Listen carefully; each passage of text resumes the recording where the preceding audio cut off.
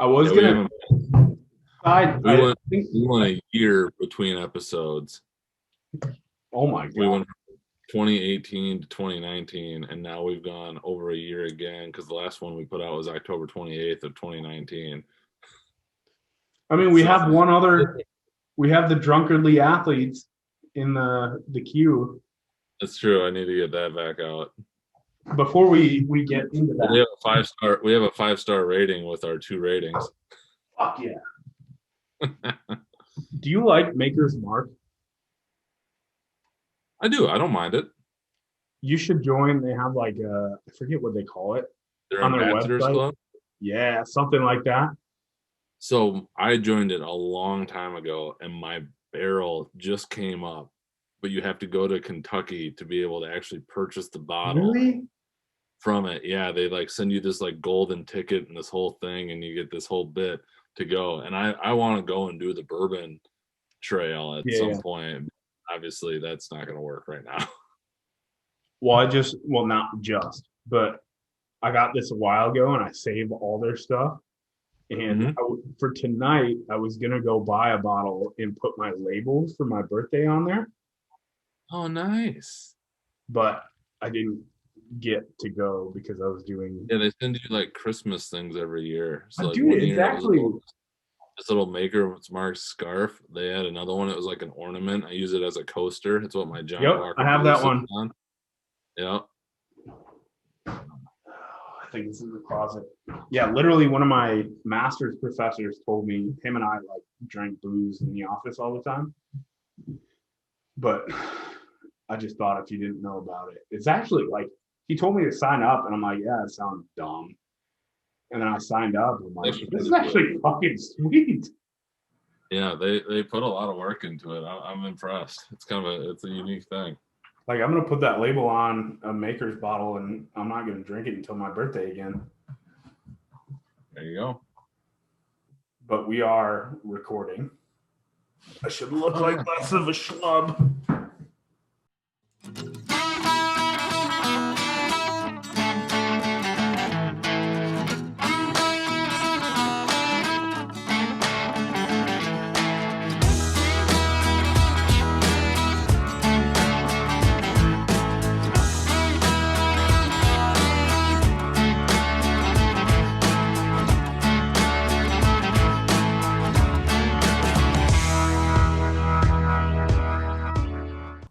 So, welcome to this episode of Barbells and Bourbon. We were just going through our history, and we did okay. I think we went August of 18 to October of 18, and then we took a year off, and we did October of 19, and then we decided to just up it one more time, and now I've taken off till December of 2020 to release episode 4. So in theory, we're at least hitting one a year. Not great for consistency, but we will now on the calendar have it set that we will in theory try and go monthly, so that will be interesting. But it's on the calendar. uh, I thought about talking about COVID. I don't want to. I just don't. I'm over it. So we are going to talk about a few other things. But as we have done, I'm kind of cheating. So my first glass that was off camera for drinking tonight was a new one, Jefferson's. I've had that. Yeah. I had never heard of it, and Phil, White set? my coworkers got me this bottle because I was annoyed with COVID related items, and as a little gift, and it's solid. I like it. It's a cool bottle, pretty smooth. And then I cheat even more because balling on a budget, you go to the big one, Jesse James. I call it my daily drinker. Where you're not breaking the bank every time you need to go into it, and it's definitely palatable. So that is what we're going with tonight. So How many glasses would you give Jefferson? I mean, I'm so bad at rating these. I'm gonna reclassify it. 5 would be the most amazing thing I've ever had. So anything that's 5 is like way up there. 3 is solid. Would drink it. I would put like Jesse James at like a 2. I'll drink it. It's all good. I'm not, it's not making me want to vomit. Enjoy the taste. So I'd probably put this Jefferson's in the 3.5 to 4 range, where I would definitely spend it's worth the money without it being too expensive. In my opinion. And then it's tough because I don't even remember what I ranked or what I said I was drinking in the last one in October. But I'll pull it out for the next one. It is a blue corn whiskey that is something unique, and I really enjoy it. So. You mean you don't remember what you said 13 months ago? No, that was a long time ago. I do think I have, which you have sampled. My like 5 out of 5 is that American whiskey from Yahara Bay. You came up, it was in the little kind of like hourglass or like fat bottle. My parents had gotten it for me out in Arizona, which I still have some left, but then because my parents are fantastic, got me a smaller version of it when Ella was born. And so now that is going to be have a little glass of that around Ella's birthday drinker. That would probably be my 5 out of 5. So maybe if we actually hit like a consistent month-to-month thing, I'll bust a small glass of that out for an episode. There you go. I guess that's a good, I was planning, I have this in my back pocket, but because it's been a year, the 4 people that watch Barbells and Bourbon don't know that Joel Luigi is now a father to little Ella Grace. What is she, 5 months soon? Yeah, on Monday. There you go. Yep, July 7th. Ah! That's impressive. Oh, it's a skill. It's a skill that I got hammered into me because I'm so awful with birthdays that you kind of get forced into practicing. But yes, little Ella Grace, who apparently sleeps very well, goes to bed at 7. For all you young parents, Joel has been just bragging about how great she sleeps. So with a whole dose of we are stupidly lucky, and we thank our lucky star every opportunity we get, because we know it's not the norm, which makes me really nervous for number 2. So lightning can't strike twice, I guess. I'm not banking on it. We'll put it that way. Well, I guess what I'm drinking tonight is like top of the line whiskey, and it's such good whiskey, in fact, that it's not. So Joel asked me yesterday, two days ago, somewhere in there, if I wanted to record tonight. And little fun fact: if you get a request to have a session with a new parent, and you say no, basically means you're not going to record ever again. So you got to jump at the opportunity. Thought I would have some time to go. Actually, this is kind of relevant, even though we literally just talked about this. For the 4 people who are watching and haven't signed up for the Maker's Mark, I forget what did they call it? I think it's their Ambassadors Club program or something like that. So I was going to go out. It's absolutely free to sign up. And I thought, actually, one of the 4 people who watch might be the guy who suggested me to join. So if you're watching, Phil Esposito, who was one of my most favoritist professors during my master's, he suggested that I join because we bonded over whiskey.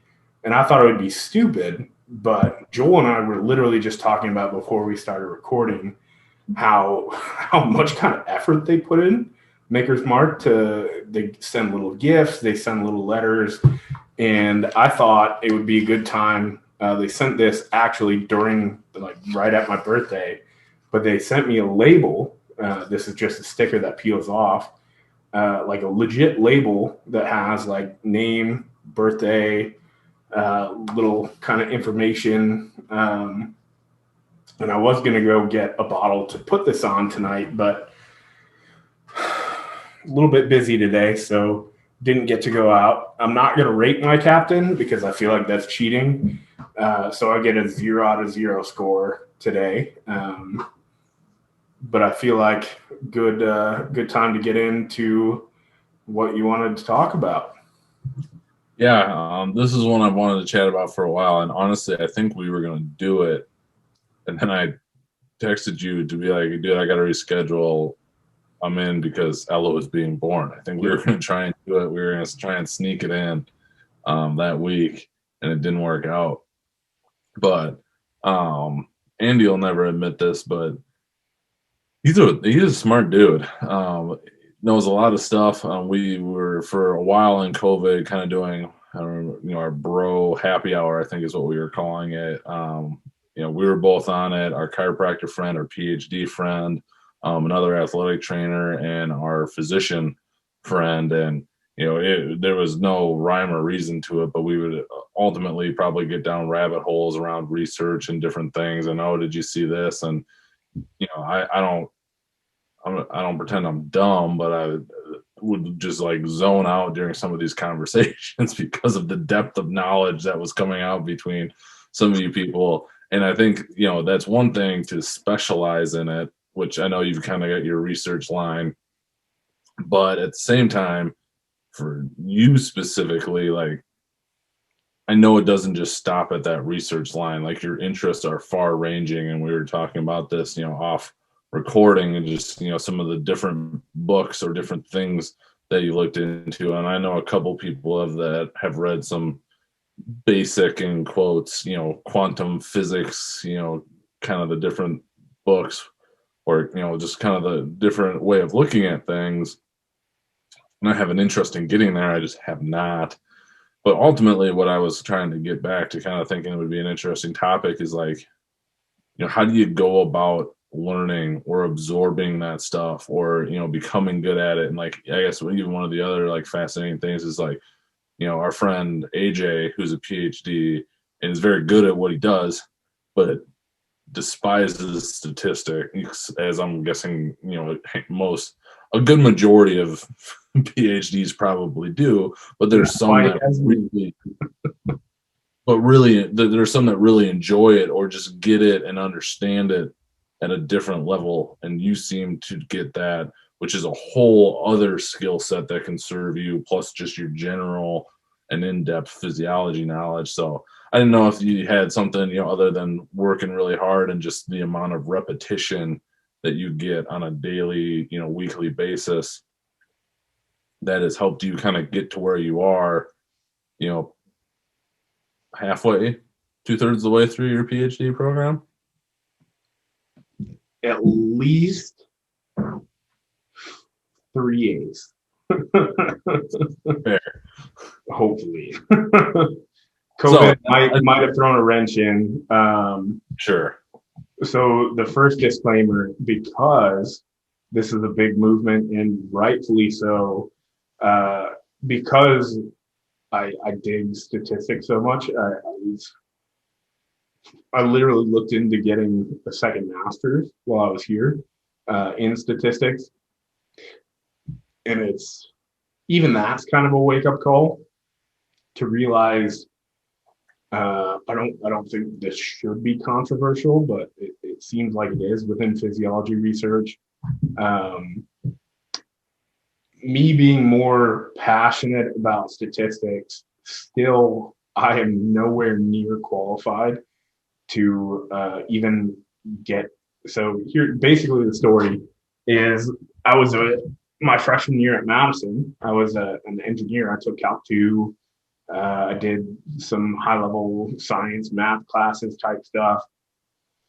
In XPhys or Kines or exercise science or whatever kind of similar major, typically all you need is like a statistics course.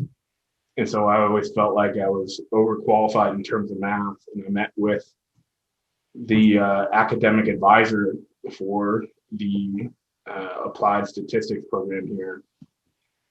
And I was told I need like 3 prereqs. It's like 2 more calc class and a differential equations class to get in to even no not to get in to even apply for the statistics program. And if anything, that just demonstrates how not important, how advanced statistics is as a field of study, Sure. and makes you bring into question why PhDs who have taken 1 or 2 stats courses within their own departments are the ones who are tasked with running their own statistics. But more recently, I guess I can call out, I'm going to butcher the name.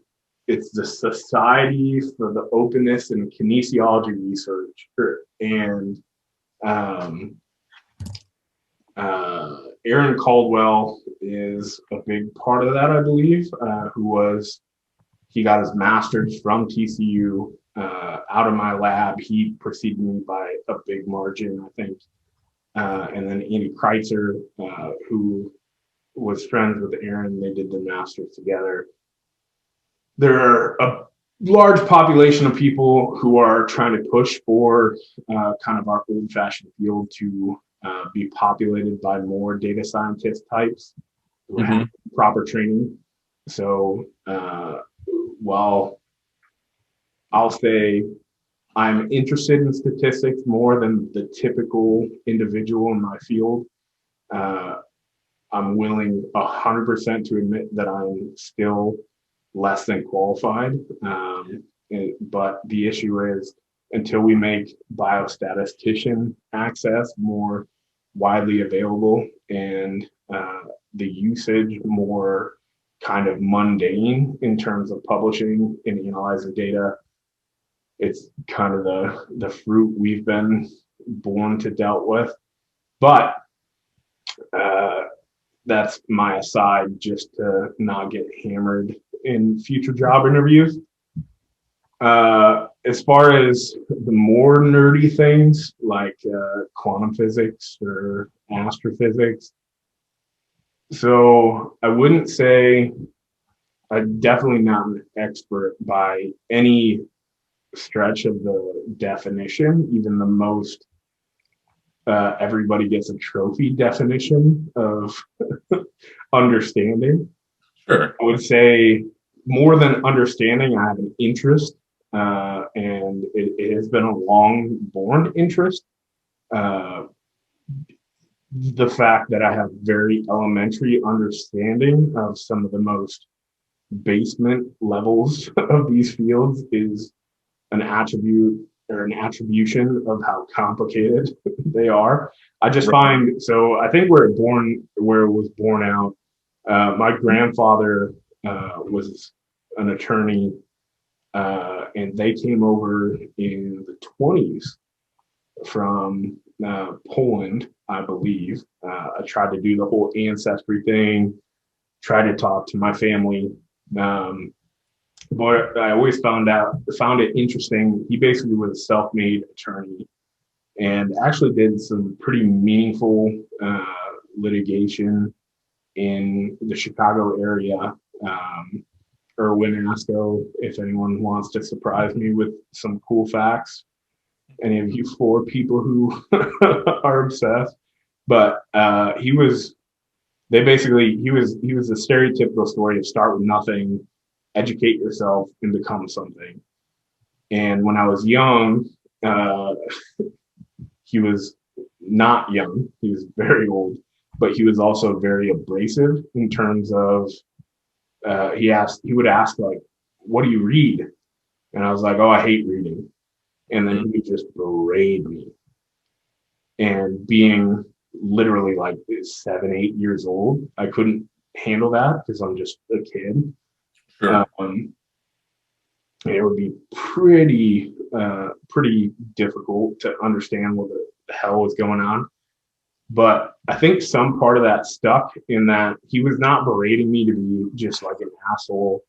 At some level, he was berating me because he understood that the only reason he made a name for himself like he did was because he read, he did the research, he was knowledgeable. And I think it just, as much as people hate to diss on negative reinforcement and these type of operant conditioning techniques. I think as much as it was psychologically shocking to get that sort of verbal abuse, it stuck pretty hard. I still am not a big reader. I've always been a big auditory learner, as much as those are probably not valid as constructs. But um, basically, I started trying to learn everything I could initially to kind of be an arrogant prick. I forget who was it. It was like I think it was Bill Burr that talked about like the guy who's talking about the origin of silverware at the dinner table at a dinner party, and he's like, "Oh, actually, forks were born in 1900s," and like Yeah. that was actually legitimately kind of me when I first started trying to learn about these abstract concepts. But what I learned was that's kind of what tickles my fancy as far as like my brain. And so even like the things like the non reading or the non conceptual kind of I there are topics I like to study uh, are still somewhat related to some like cognitively challenging. So like the example is pool. I thought pool was just like a drunkard game. And then I learned how much geometry was involved and how much physics, and that's when pool became interesting to me. And now, like, I would say I'm somewhat obsessed with pool. The only game I have on my phone is Minesweeper because it's all about like logic Yep. and Tetris is supposed to be good with that too. I was obsessed with Tetris for about 8 years. I competed in Rubik's Cube competitions. Like, it's all that kind of stuff. Like, even in my off time, I really liked being cognitively challenged. I can't, it's the same reason I can't watch movies. They're just kind of lazy in my head. I hear you. So these books, like what Joel's specifically referring to, is during the early portions of the COVID shutdown. Um, I shared my literature textbook folder with PDF copies of a bunch of textbooks, something like 200 and some textbooks in that folder. And a lot of them, not a lot, some of them are quantum physics, some of them are astrophysics, surgery textbooks, just stuff that I'm legitimately interested in that I'll probably never understand on a high level, but really enjoy learning about. So to give a non 30-minute answer to your one single question, how do I learn or why or what am I doing with my life? I have a tough time, like a lot of people, shutting down at the end of the day, like a really tough time. And so I found it much easier to not shut down, but to shut down from the specific topics that are pertinent to my work. And therefore, I can stay engaged in things that I enjoy and still be cognitively challenged, but not in a way that burns me out Sure. from physiology or anatomy, whatever topic I'm currently working on.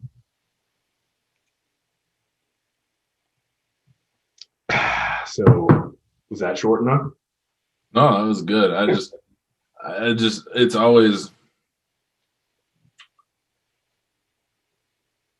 I don't recall things. It's one of those for me, like, I don't recall things as well as I think I could until you get me started on something. And then it's just like it comes whooshing in. But like to the details that, you and AJ talk about some of the physiology stuff, I mean, I'd have to go back and just comb through and dig through and try and get it. And I feel like I do better on a much bigger, like broader concept of things, like enough to just be dangerous. But like to get into the nitty gritty detail of like some of the strength and conditioning things and the adaptations that occur, I don't have that per just recall.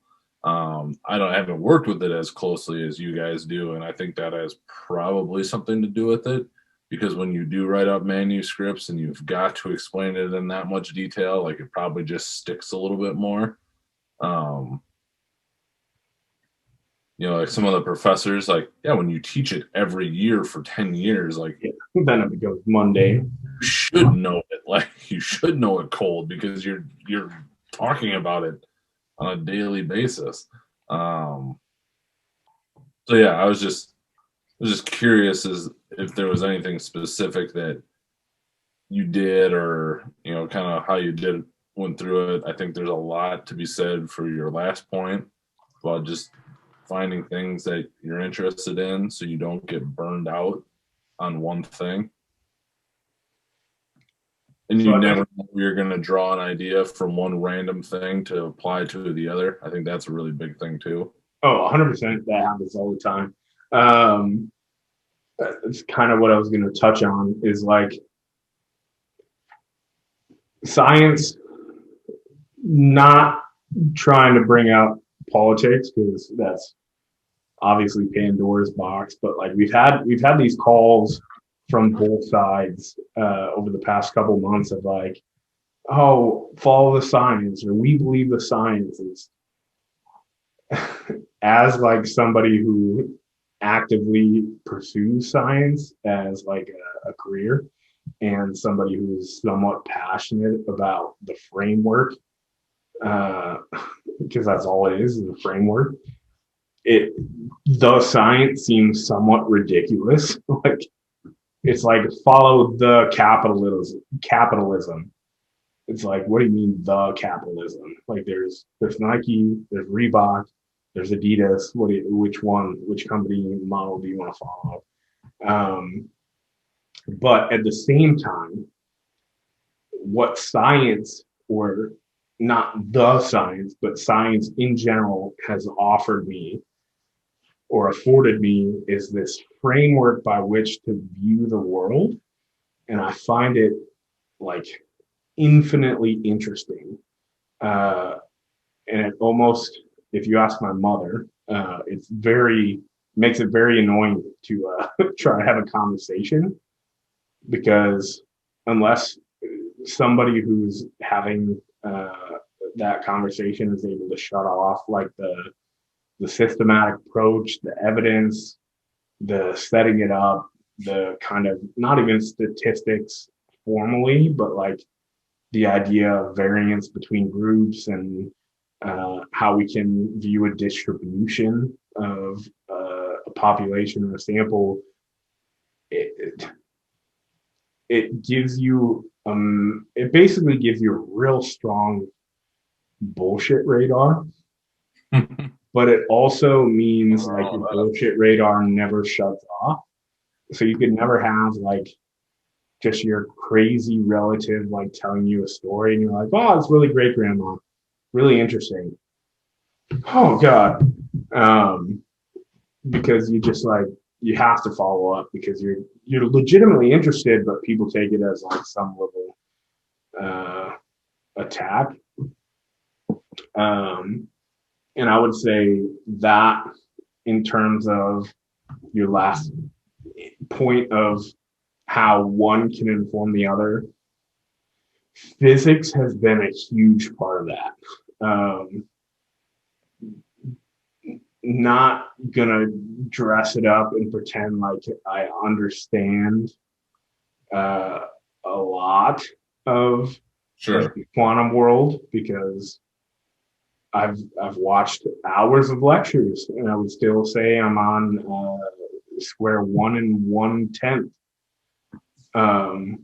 But just what I'm learning from the physics realm of this equation is, if anything, it's the infinite number of ways you can interpret a construct. So not a construct as in like a social construct, like literally a model. And so like the quantum world has been attempted to be understood in many ways. And further than understood in its existence, it's also been attempted to be interpreted and modeled to make a conclusion or a hypothesis about an outcome in many ways. And what that has taught me is like, while I have this framework by which I see 10 studies, 8 of them say this, and therefore typically you would believe this. It's like, well, there's an infinite number of studies out there, and even within those 10 studies that I originally viewed, I interpreted it as 8 say this, but there might be another scientist that say 2 says this. Right. And so it almost gives you the motivation to not just jump to the interpretation, but to enjoy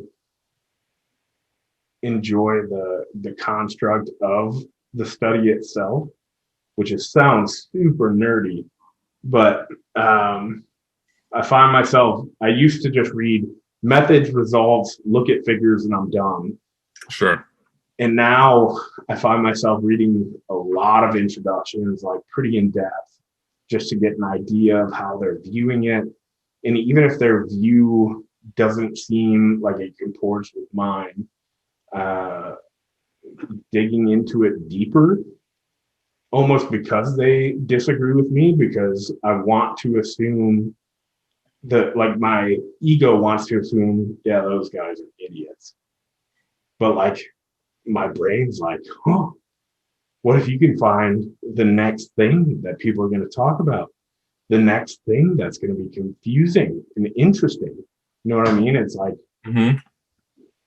the physical sciences almost make the biological sciences for me super interesting, because there's an infinite, which is true in both, but the infinite realm of unknown in physical sciences seems like it's much more flashy than, oh, what is this? What does this gene do? What does this gene encode for?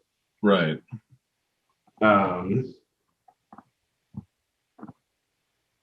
So that's the second part of it. I don't remember the first part of your question. Me neither anymore. But you did say something interesting. Like it's fascinating that you would read the methods and the results and basically be done with it before. Whereas for me, I would always read the introduction and the discussion and then potentially go back to the methods to see what they did. But I think that's the other kind of unique thing, especially that you bring more so than, what I look at. Like, I'm more in the clinical setting of like, I want to know, if I see a title of something, it's because there was like some intervention or something that potentially produced an outcome. It's not necessarily drilling down to the exact mechanism of why that outcome occurred, which I think is more of where you're trending in terms of even your own research, and being very specific, which is the second point I'm going to bring up. Whereas, like, I'll read kind of what their thought process on it, what they saw from it, and then maybe I'm going back and looking at a protocol or something in the methods on how that occurred. I kind of bypass the results because I'm not getting, I can get I don't mean this in a disparaging way, like the layman's version of it in the discussion versus digging into the actual stats and the results. Like, it just doesn't mean as much to me. But I think that's kind of another unique thing of, like, what are you looking at? Are you looking at both, like, yes, you've done work where, it's an intervention in terms of like what you're using to produce an outcome with power or strength athletes, is it a certain rep set scheme or, whatever there, versus like what is actually physiologically occurring, where you're almost going down to the level of like just understanding it better, which is another kind of like unique perspective on things, because you're looking at the base or the keystone part of the whole thing, not just somebody picking random protocol and saying, I think this is going to be the best thing, or dosage, or whatever it may be? So it's not only an interesting question, it's a relevant one. Specifically in terms of like the applied world. So you're somewhat right in terms of my particular line of research, not because I personally have a line of research, which I want to make it clear, I don't. I'm a PhD student. My Sure. line of research is exactly that of my advisor because he has a line of research and I'm the one expected to support that line of research. Not because I don't want to, but just that's how it works. But to answer your first question about methods and results versus kind of intro and discussion. So it kind of, I used to only read like introduction and maybe discussion because it's almost like a continuum of what you know and what you feel, what you want to know, right? So the intro, it's the only apt name section of a manuscript because it's literally for the most part it's an introduction to whatever the study is trying to do. The discussion, what you learn is the author's interpretation of Mm-hmm. the data. And while that might be interesting, it doesn't necessarily, and I'm not saying it doesn't, I'm saying it doesn't necessarily tell you anything about their study. So why the introduction and the results are important, or the methods and the results are important. The methods tell you what they did, and the results tell you what they found. Mm-hmm. You can't really read one. I guess you could read the methods without the results, but then why the hell are you reading the study at all? You can't read the results without understanding the methods. So, for example, like a DEXA tends to yield a higher body fat percentage number than does other methods of body composition assessment, right?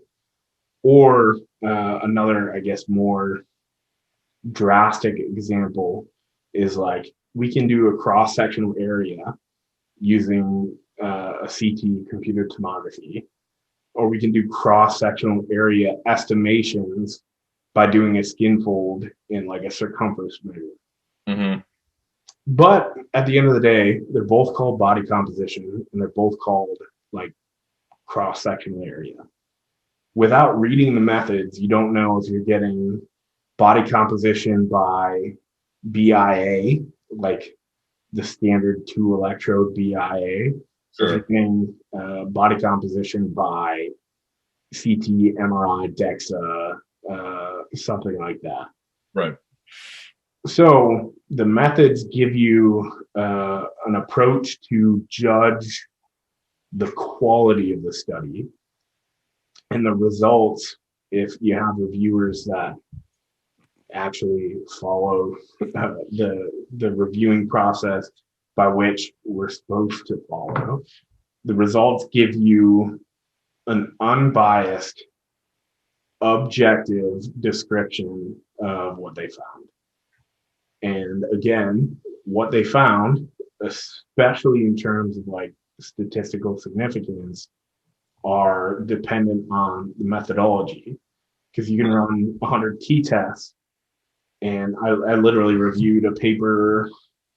This would have been a couple months. It would have been early COVID era, so May maybe, where somebody ran 10, 15 t-tests instead of some sort of ANOVA, like f-test, linear model type statistical analysis. And I said that's not a valid approach. And it's only valid if they correct. They use like the Bonferroni correction. They correct for alpha, but it got accepted as is. which super nerdy, but just not. It's not a valid statistical approach.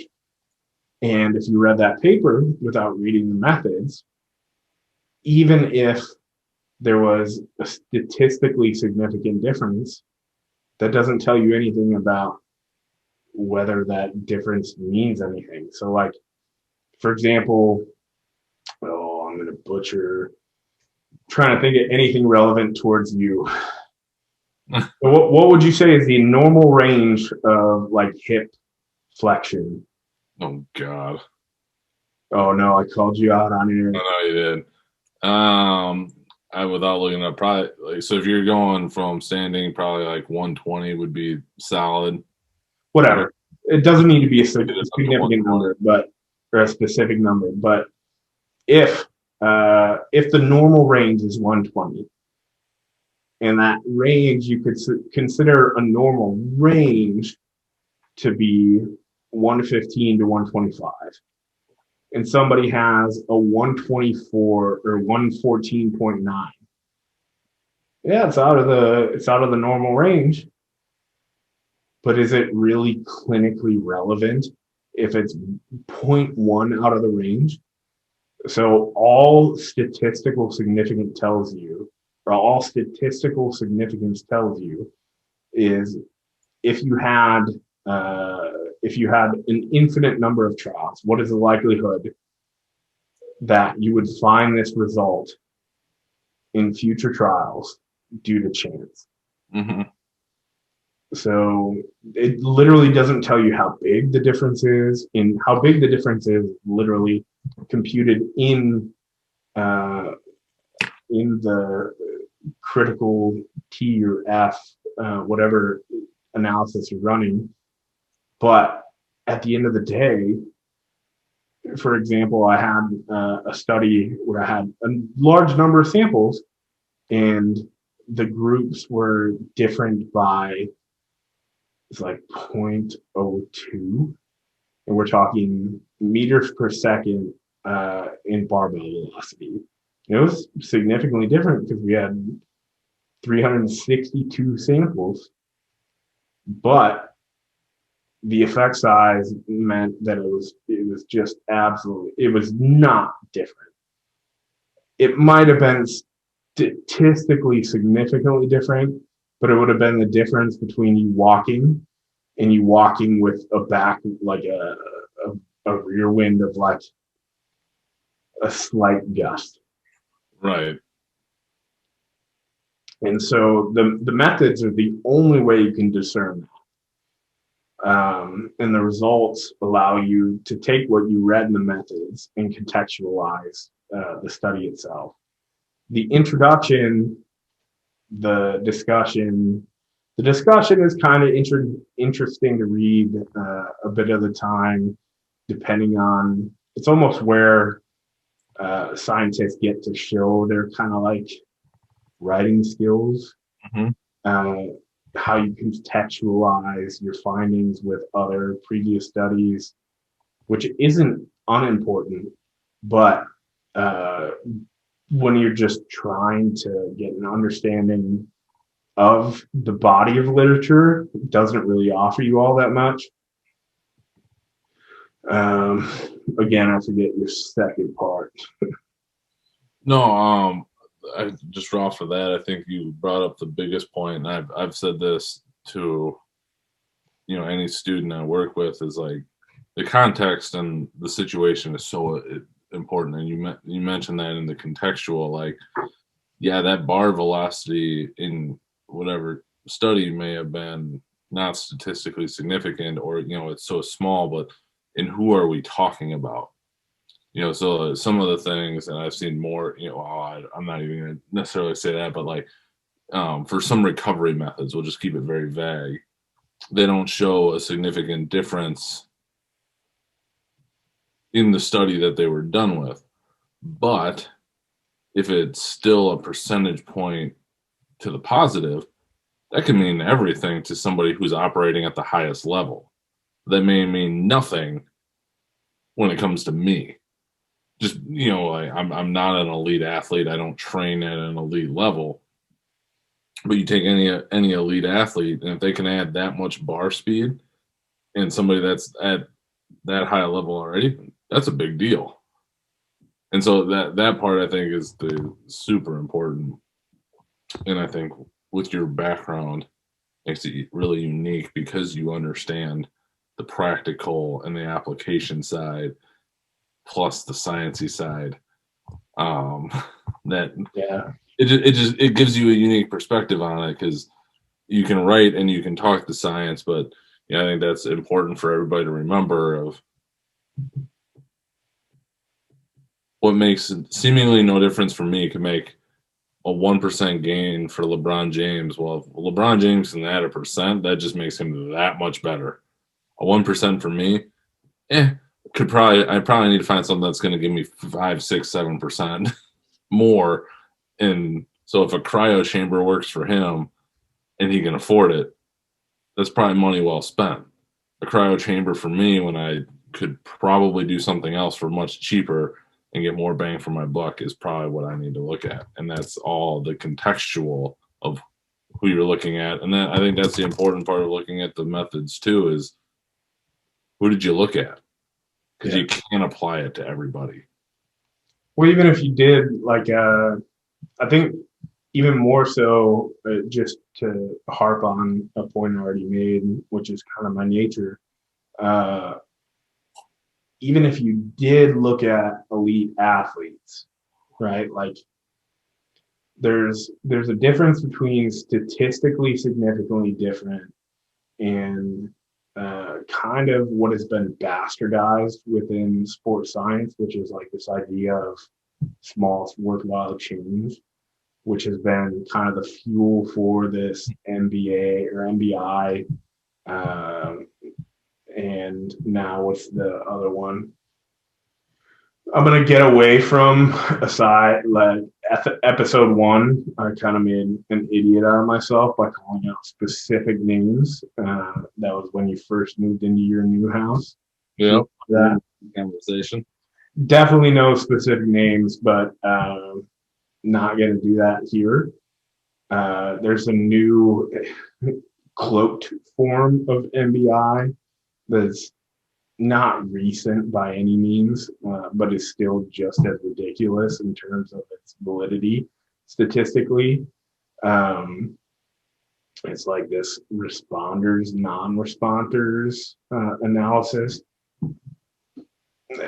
Like I said, which is immediately, I'm glad that I made that kind of statement at the beginning. I don't understand the statistical framework by which you can approach the validity of these ideas, how you can run and bootstrap these simulations that can give you data which suggest whether it's a valid framework or not. But I do understand that people have run these simulations and that most of the initial models that sports science has come up with are absolutely disconnected from statistical methodology and statistical like laws. And to get my initial point across, like, I think in research, it's been clear in the past. I'm talking like I've been in the game for fucking 40 years, but it's been clear to me ever since I took my first statistics class, which was online, not through the university, because statistics was my first nerd output. Ever since I learned what a p-value was and learned that it told you nothing other than it was a probability, I think we clearly lean on it too much. Like, if you were applying for a job and they're like, there's a 95% chance that you're going to get paid. And you're like, oh, no, I just want to know how much. They're like, well, there's a 95% chance you're going to get paid. You're like, well, that means there's 5% chance I'm not going to. Right. It's like you'd be like, all right, well, I'm gonna go look for another fucking job. Sure. And I guess more accurately, it'd be like if they offered you a $60,000 salary, there's like, well, there's a 95% chance you're gonna get a $60,000 salary. Well, what happens the other 5% of the time? They're like, well, anything, because it's chance, so it could be anything. Like, well, I don't like that 5%. Like, what do you mean? Nobody in their right mind would take that. I don't think. I mean, I guess you could model it. I guess there's no ceiling to that possibility of what you get paid. So maybe Right. if the distribution was such that you whatever, that's different story. But it's p-values tell you fucking nothing other than the probability by which you find this result in the future. And people, that's all they look for.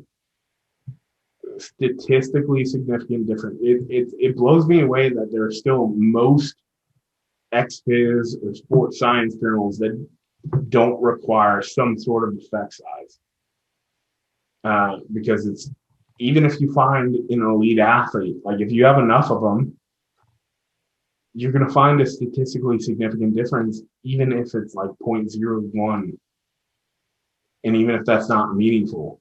So yeah, research can be bastardized and is bastardized, especially in the fitness industry, a ton. It's how much of a difference it makes. That's the important part, not if statistically these frameworks by which we analyze studies tell you that there's less probability that it happened by chance than it did by actual effect.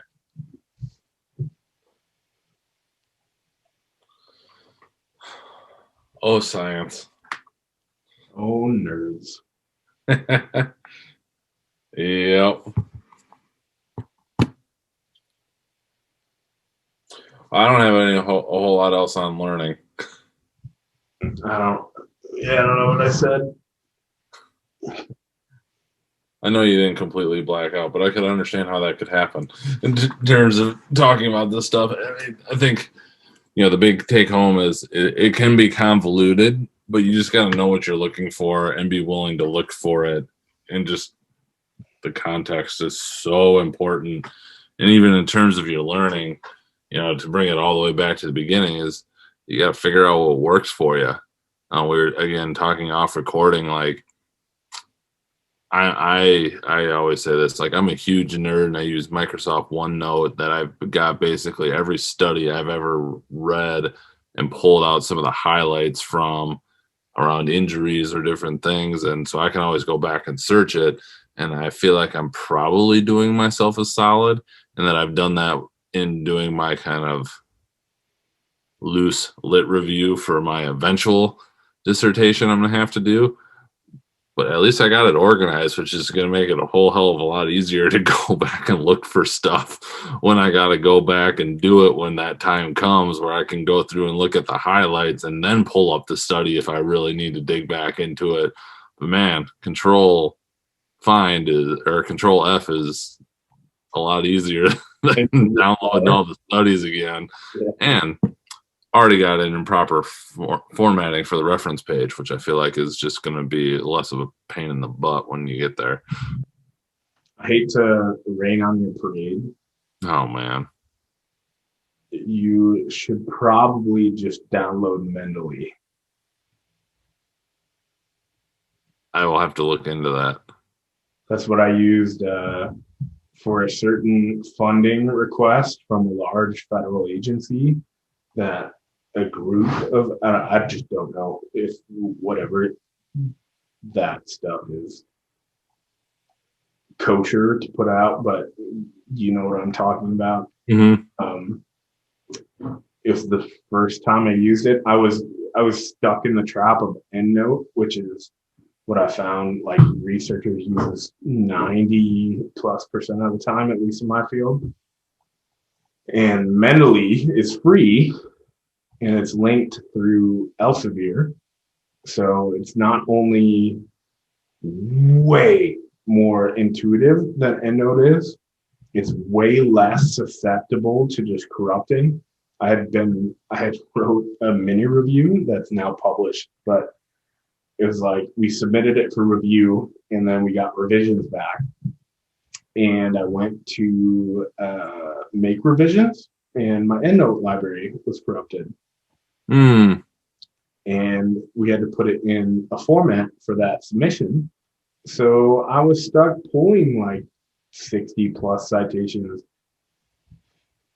Mendeley is free and allows you to view PDFs, make notes, and search those notes within the program. So like if you download whatever paper from whatever journal, you import it into Mendeley, and it's a site, like you can do the cite as you write type of deal.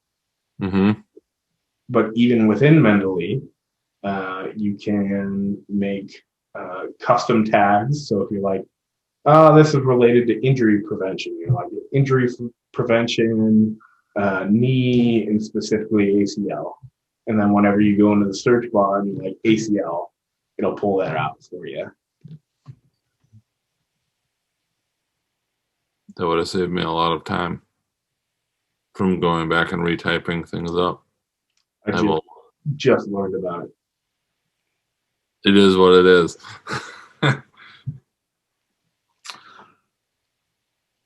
Well, sir, I think this might be a good time to call this one a wrap, and hopefully we can do this in a month and not in another year or 13 or 14 months, which seems to be our trend. Well, I feel like it's pertinent to say that our next podcast is scheduled for the 31st of January. That can't be right. Hold on. So say that is not the first Thursday of January. Sorry, 7th. 31st of December is like a Thursday. We're scheduled. I guess it's more pertinent to say we're scheduled to record the first Thursday of every month. That works.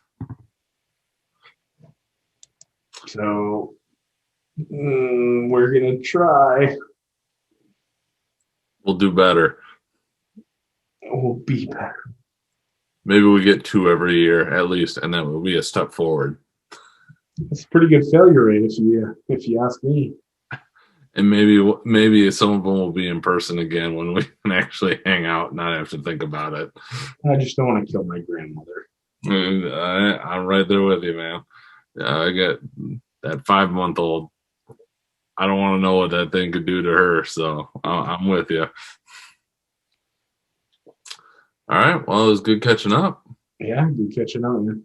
Looking forward to some more interesting conversations and more bourbon drinking. Oh, yeah. Whiskey. I promise I'll have whiskey next time. That's fair. And cut. Holy fuck, I gotta piss real quick before we say Sounds good. Oh my god.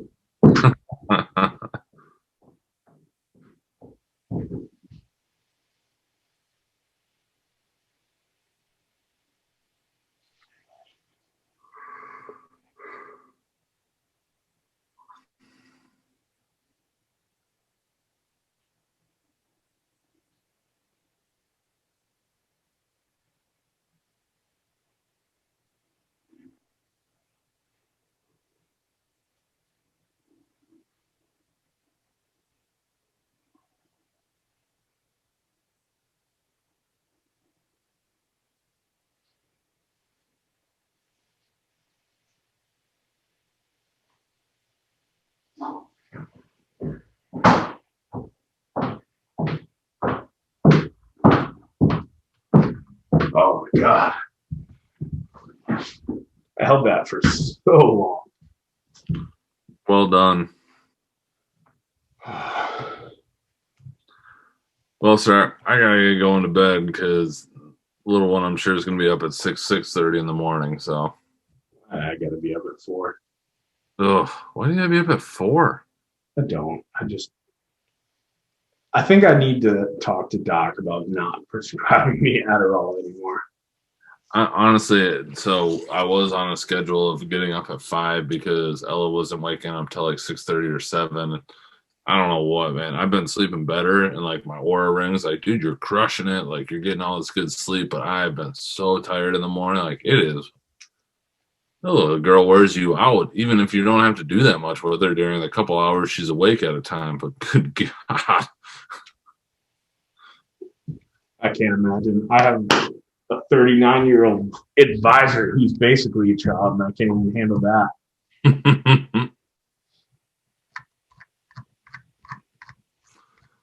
But anyway, yeah, we should definitely be in touch more just in general. You're still recording, by the way.